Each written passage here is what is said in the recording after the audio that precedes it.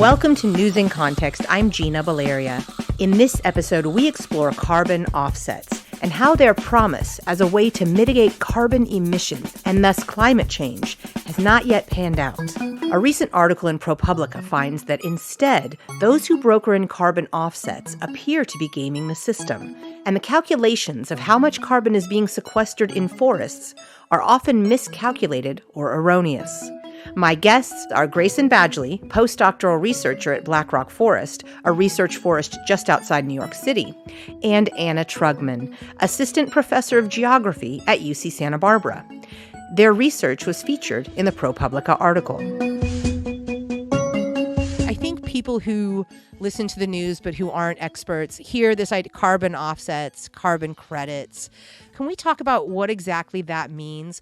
What is a carbon offset? What is a carbon credit? A carbon credit is when someone who is emitting carbon dioxide or polluting carbon dioxide in the atmosphere, rather than sort of taking actions to control their pollution sort of at like the individual smokestack, they instead go out and they pay somebody else to do something different that prevents carbon from going into the atmosphere. So the polluter gets to keep polluting, and in exchange, they give some money to somebody else, say like a forest owner, and the forest owner might delay rotation, delay harvesting of trees. That means that the carbon that was in the forest that might have been harvested and some of that released in the atmosphere, it stays in the trees, and therefore the emissions at the smokestack are offset by the carbon stored in the forest. And there's all sorts of schemes for this in the agricultural context, in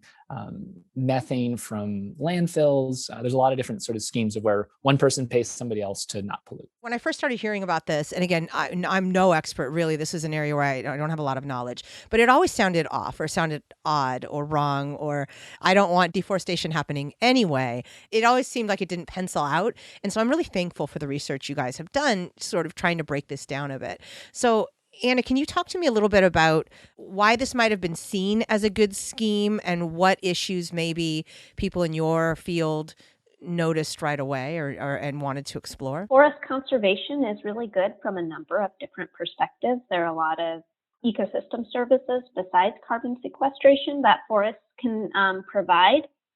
And what's really cool is trees are this natural pipe to pull carbon dioxide out of the atmosphere. So they photosynthesize and they incorporate through photosynthesis the carbon dioxide in their biomass. And so there's potential for a really clever scheme to help. And they actually are actively helping us mitigate current climate change. But you need to do this accounting. And so I think what Grayson's work has shown is that you need to do this accounting carefully and meticulously to show that they provide some sort of additionality in terms of carbon offset above what they would be in the case where there was no sort of improved forest management, because that's really critical, because with this offset program, emitters are allowed to emit more because they're buying this offset somewhere else. And so if you don't provide that additionality, you're just emitting more carbon.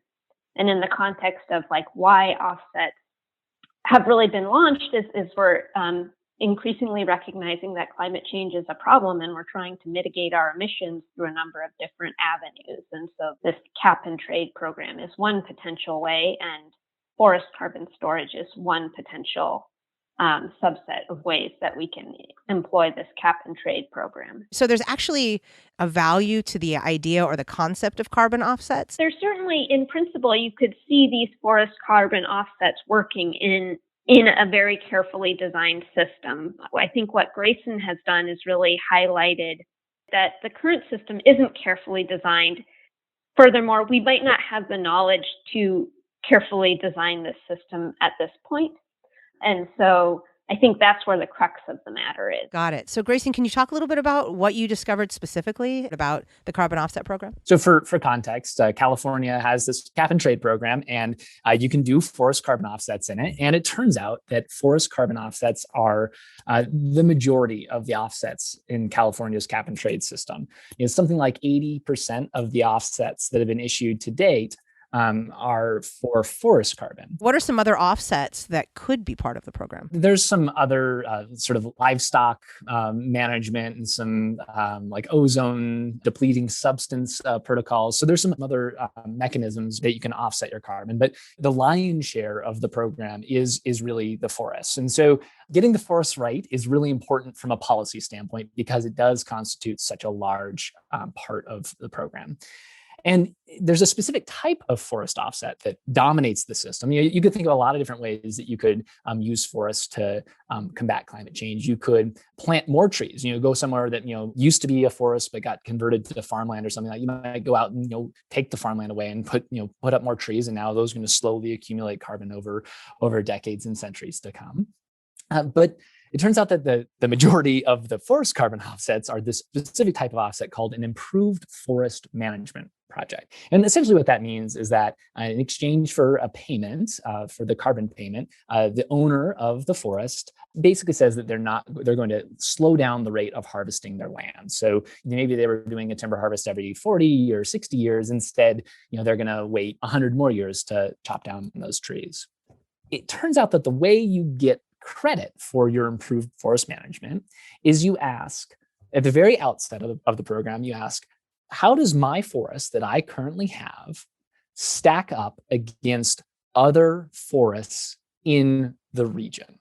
And if your forest has a lot more carbon today than the regulator calculated regional average, you get a one-time upfront payment for that difference. And what we were able to show is that these comparisons, these regional average comparisons, had some really fundamental statistical and ecological errors. Forests that are very dense and carbon rich are compared against forests that have a completely different species composition and have much, much less carbon. Essentially, you have like the really big tree, and if you compare it against a really small tree, the really big tree is going to seem way above average. And that false comparison leads to overcrediting under California's current rules. One really sort of good example of this is that under the protocol's rules in the sort of 2011 and 2014 version of the protocol, there's actually a region of the United States in central New Mexico where the regional average was 0.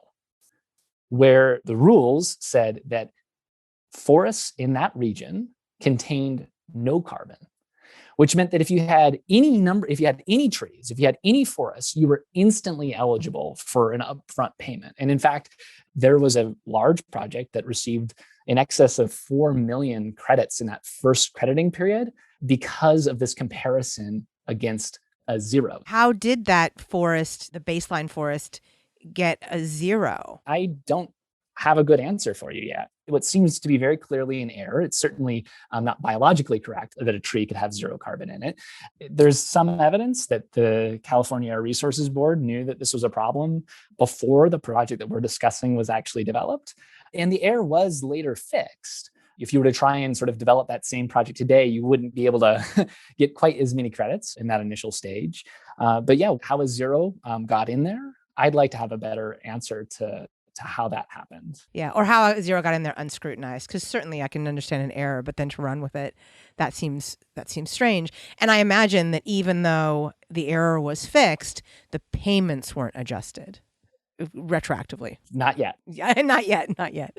California has forests, but there's also fires, and then there's fire management or cultural fire management. I'm just thinking of all these variables. And if I'm doing fire management and yet there's this credit possibility, and the ProPublica article says the program in California produced 6 dozen projects that had generated more than 130 million credits worth $1.8 billion at recent prices. So it's not insignificant. Where does that money come from? Does that money come from companies, or does it come from the state? It comes from companies that are regulated under the cap and trade rules. So, if you're regulated under the cap and trade rules, for every ton of CO2 that you put into the atmosphere, you need to turn in either an allowance that you've bought at auction or that's been given to you, or you need to turn in an offset. You need to have one of these instruments that you, at the end of these reporting periods, you have to turn them into the state to say, I've paid for all of my carbon pollution. Okay, so now we're talking about California. How do you balance if I've got forest and there's this massive fire danger, which becomes more real every year, and we need fire management to deal with that? How do we balance this program, which has a financial incentive, with the health of the land and the health of the forest and the health of our air? There's so many things. Anna. So there is a buffer pool that speaks to these like risks of a particular project burning down or suffering insect or drought-driven mortality. What is actually pretty disturbing and upsetting is Grayson found that the overcrediting itself just exceeds this buffer pool. The actual percent of credits that are set off as part of this risk buffer pool, the number of credits is likely not to account for the actual forest risk from these different disturbance processes, and was not necessarily done in a particularly rigorous way. Even through overcrediting, we've already exceeded this buffer pool. There's this buffer pool, and the buffer is basically meant to be like, yeah, we know there are going to be fires. We know there are going to be natural disasters. So we expect that maybe you're going to lose some of the carbon that you have contained in these trees. And we've accounted for that. But what I'm hearing you say, Anna, is that, first of all, the buffer isn't really accounting for reality as we're living it at this moment. And that secondly, the balance of carbon that's being emitted is not being taken care of by the carbon offset. So let's talk about that buffer pool first. Grayson, I'm wondering if you can tell us a little more about what you've discovered. I think this goes back to Anna's previous point about how offsets in theory, if we're sitting in sort of Econ 101, we can sort of write down some rules like, okay, in an idealized world, this ought to work. But then how do you actually calculate what the risk of a fire to an individual parcel of land in Northern California is going to be over the course of the next 100 years? We know it's going to be more severe than today, but that's a really interesting scientific question. And there's a lot of people working on it, but it's a tough question. Our ability to sort of pin that down with a sort of precision that's required to sort of have the careful accounting that's demanded by carbon offsets, I don't think that we have that level of precision yet. To kind of highlight how not sophisticated California's current approach is that the risk for a fire to any individual offset project is the same in Northern California as in Michigan. And so, you have these forests that are fundamentally different. Precipitation, rain, annual rainfall, totally different in these regions. And yet, in the eyes of the protocol, the risk of a fire happening in Northern California, the buffer pool contribution, is identical throughout the entire United States. And in fact, if you take efforts to sort of do thinning and fuel treatments and things like that, which is stuff that only happens in fire-prone areas, the amount that you actually have to contribute to the buffer pool is even less. And so there's going to be a need to more seriously grapple with the warmer and drier future, and the fact that there are a lot of forest carbon offset projects in the American West, in forests that are ecologically designed to burn. You've got the science, or you've got the rigor that's needed to maybe do this right. And there are a lot of questions that just can't be answered. Grayson, as you indicated, it's difficult to know what specific fire risk is going to be over the course of time. But there are also other considerations that any sort of policy, policymakers, lobbyists, people with different priorities. I imagine that this world where carbon offsets are being developed, it isn't just the scientists putting forth the rigor that's needed to do it well. It's every player, which is expected. But I'm imagining that that's how we've gotten to this point where you have a forest at zero carbon and where you have Michigan and California forests being rated the same. There's no doubt that there are parties that have a financial interest in maximizing the number of cheap carbon offsets that are available. The offset program was designed to be a cost mitigation strategy under cap and trade. To give you another example of sort of how this sort of political economy of financially interested parties interacting with offset protocols exists is that California Air Resources Board convened an offset task force to sort of look into the future about changes that could be made and new protocols that could be brought on to sort of increase and expand the number of offsets that are generated under California's rules. And in that final report, of which there are a number of individuals who are both industrial timber owners and offset developers, their recommendation was to reduce the size of the buffer pool, was to make it so that the amount that gets set aside for things like financial risks, fire, insects, they wanted to revisit all those numbers and revise those numbers downwards. The question of offsets is not just a scientific one. It is very wrapped up in politics and money. And so you would like to see those numbers revised upward, yes, because, well, depending on the area, I'm assuming. I'd like to see them informed by science, and I'd like to see them be stress tested. I'd like the regulator to be asking really critical questions. Is this the right number? Do we have the right number? What happens if we don't have the right number? I hope those conversations are ones that we have in the future. The other thing is just like the translation of things into policy actionable formats can make things difficult. As Grayson mentioned, these credits are awarded up front in a lot of cases, and they rely on permanence at like roughly 100-year timescales. Those aren't really questions that we can answer right now from a scientific uncertainty perspective. And I would argue from like a social perspective in some cases, just changeovers in our government every 4 years, it makes it really difficult to guarantee things on those sorts of timescales where the additionality is needed in the current policy format. You're listening to News in Context. I'm Gina Valeria. We're discussing carbon offsets and climate change with researchers Grayson Badgley and Anna Trugman. So we've talked about kind of this system, how it works, how it's not working. Why should we care? I'm hearing carbon offsets. I'm hearing about climate change. And I think for a lot of people, it feels very esoteric. It feels far away, even though we can feel things changing. But why should we care about the fact that this program isn't being informed by rigorous science guidance? We should care because we're paying to mitigate climate change and there's no climate benefit. And so it's not going to do anything. And, this is a really urgent problem that we needed to address 30 years ago. And so if the solutions that we're putting forward right now are not effective, that's going to result in even more drastic consequences down the line. Someone's polluting carbon dioxide today. There's carbon dioxide being added to the atmosphere on the basis that it's being taken care of. It's being mopped up somewhere else by one of these trees. And when that doesn't happen, what we're left with is the atmosphere kind of holding the bag. We're left with society having to deal with the myriad of consequences of climate change.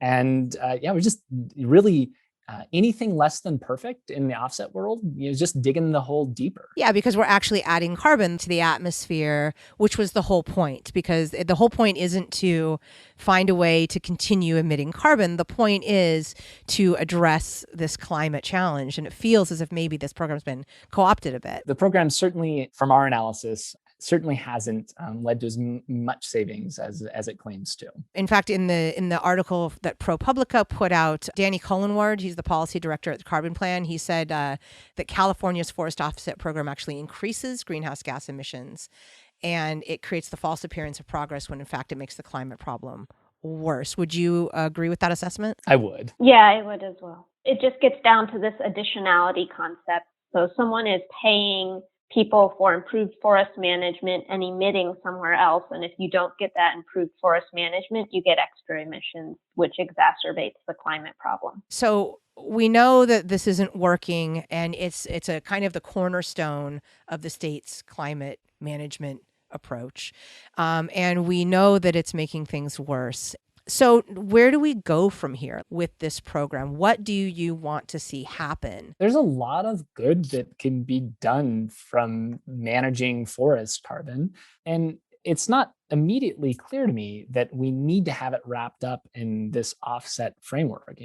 What's stopping us from treating forest conservation and forest management in more of a public expenditure kind of way? We pay for public transportation because it's good for society. It helps people get around. It reduces emissions. Why don't we just try and find no regrets forest management where we say, if this works out, the atmosphere is going to be better off, but at least we're not banking on it. There's questions about where that money comes from, and it probably means that the polluters who are already paying to emit carbon dioxide, maybe if we just took some of that revenue and rather than funneling it through an offset program, what if we just collected the money directly from the polluter and then earmarked some fraction of it to go out and do these kinds of forest management strategies that in principle can be successful. Do you think that the carbon offset program has protected California's forests in any way, like from deforestation? I think it's really hard to assess that. When all of a sudden you protect one redwood forest but there's a market spike for demand for redwood, does that mean you just go cut the trees down somewhere else? There's a lot of other little tricky bits about doing offsets, right, that we haven't gotten into. And so, yeah, I think fully answering that question I'm not sure anyone has the answer to that question yet. And I think it's really important actually that these two things are separate. If we're intending a forest to provide carbon offsets, that it's great to conserve forests, and I think we should allocate money, as Grayson said, to try and help conserve our forests. But you need this additionality component for the offset market to be successful. And so confusing the two doesn't really do any service towards mitigating climate change. So how would you propose separating them? Because you're right, it feels as if we've conflated two things that actually need their own approach to management and mitigation. So can you talk a little bit about how you might approach this issue to ensure that they both are dealt with as you think they need to be? I don't think that the forest carbon offsets are game ready right now, but I think it is very worthwhile to have some sort of forest conservation arm. And so maybe we have funding that is separate for the two different purposes. What would game ready look like? I mean, there's a few different things. We need to determine this additionality component in a rigorous way. And we also need to understand this and be able to forecast the changing risk to these different permanent factors. And that's a really tricky thing that I think that cutting edge science is not ready to do yet. We can start asking that question, but I don't think we're game ready. That's fair. I think that's fair. And that's what the purpose of science is, right? Is to find an issue, look into the issue, address the issue, and do our best to figure out how to manage it and then evolve our processes as we learn more. You talk about, science needs to follow these lines of inquiry a little bit further before we can really do this. Do you feel like you're being given the room and space to do that? I think a lot of folks are actively working on this problem to understand how climate change is influencing disturbance. So it is a very active area of research that folks are interested in. I think one of the things that remains to be seen is how is the California Air Resources Board going to engage with our results? The way the rules are written now allows you to compare your big, majestic redwoods and Doug fir against scrawny ponderosa pine. And that's a statistical fallacy. That's where you take, you've got things with totally different averages and you compare them against each other and you've got a problem. And we haven't really heard anyone defend that approach. I think it's still early. I'm not saying that these conversations won't happen, but we also haven't heard anyone sort of talk about what's going to be done to actually fix them from a nuts and bolts and sub codes and sub clauses of legislation and regulation. And it's not clear to me exactly what happens from there and how that process is going to play out. And if errors were made, how do you rectify them? And I don't know when or how those conversations happen. I welcome them. And if I can be helpful in them and if scientists can be helpful in them, that'd be fantastic. But I'm still not sure exactly what that's going to look like. That's fair. You mentioned earlier there are all kinds of gaming the current system to balance carbon offsets, like size of trees. I think location was mentioned in the article. Preserving this forest that's got the credits applied versus not preserving this forest over here. So you get the net nothing. There's the species thing of where, lots of different species that have potentially drastically different carbon contents all get averaged together. So if you have a forest that has the carbon dense species, you look like you've done different management that's promoted carbon, but really all you have is just different trees that naturally occur on your land. There's the geography thing. So kind of how this works is, imagine at the start of the pandemic, when New York City was just going through that absolutely devastating surge of cases. If you looked at cases in New York City, it was very clear that you had a problem. But imagine if you averaged all of New York State, you would have been like, well, there's actually not that many cases of COVID in New York State, so clearly there's no problem. It's these sorts of spatial averaging problems. It's the same phenomena that's sort of applied in the carbon context. Right. So it's basically masking the problem a little bit. Yeah, it's in geography, it's called the modifiable areal unit problem, of where the size of the circle that you draw to do your analysis changes the answer. Another thing that comes up is that, people who probably weren't going to chop down their trees say, if you don't pay for the carbon offset, they're just about to partake, really heavy management action. So ProPublica covered one project by the Massachusetts Audubon Society, of where in their project documentation, they talk about really substantial harvesting of these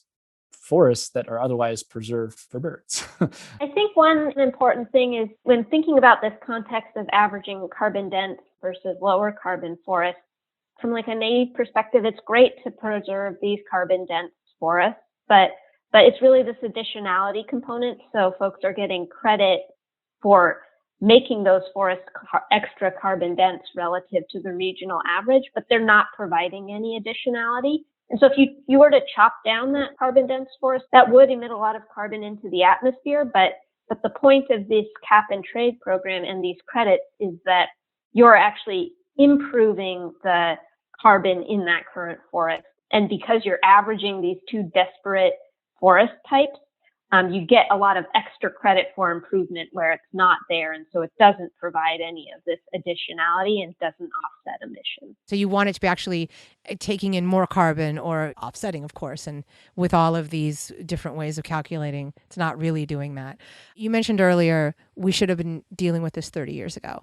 Are we too late? Is the fact that we've been sort of like at the fringes of the issue, maybe not getting at the heart of it, have we put ourselves in a position where we're too late? Not that we can't do things, but where we've really sort of reached the point where we're not going to be able to fully tackle this? I mean, we're not too late to do something, but absolutely, if we had addressed this problem 30 years ago, it would be easier to address, and there would be many fewer, people suffering the externalities from this. So we can still do something, but it's not going to be as good as if we did something 30 years ago. And if we do something next year or in 5 years, it won't be as good as if we did something now. So it's water under the bridge whether we could get back to what would have happened 30 years ago. But we do still have time to do something now. Trees are a really fantastic tool in combating climate change. And they also have lots of other wonderful properties of supporting wildlife, biodiversity, cultural significance. I think that we just need to be really, really extra careful that we don't oversell how much work trees can do for us. They're not going to get us all the way there.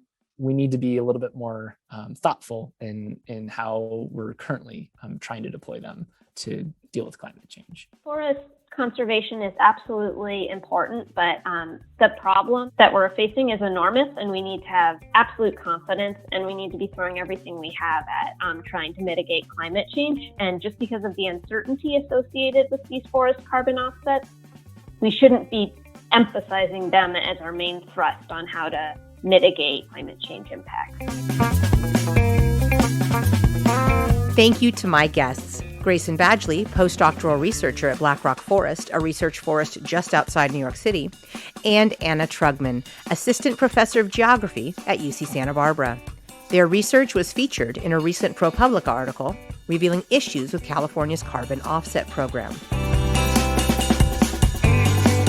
Music in this episode includes Spring Fling by Track Tribe and The Heist by Silent Partner. In addition to hearing news in context every Friday at 8:30 a.m. and 6:30 p.m. on KSFP 102.5 in San Francisco, you can hear it on Spotify, Stitcher, Apple Podcasts, iHeartMedia, Google Play, Google Podcasts, Podbean, YouTube, and PRX. We're also on Facebook and Twitter at News in Context SF and on Instagram at News in Context. And you can find links to all of that at newsincontext.net. I'm Gina Valeria. Thank you for listening.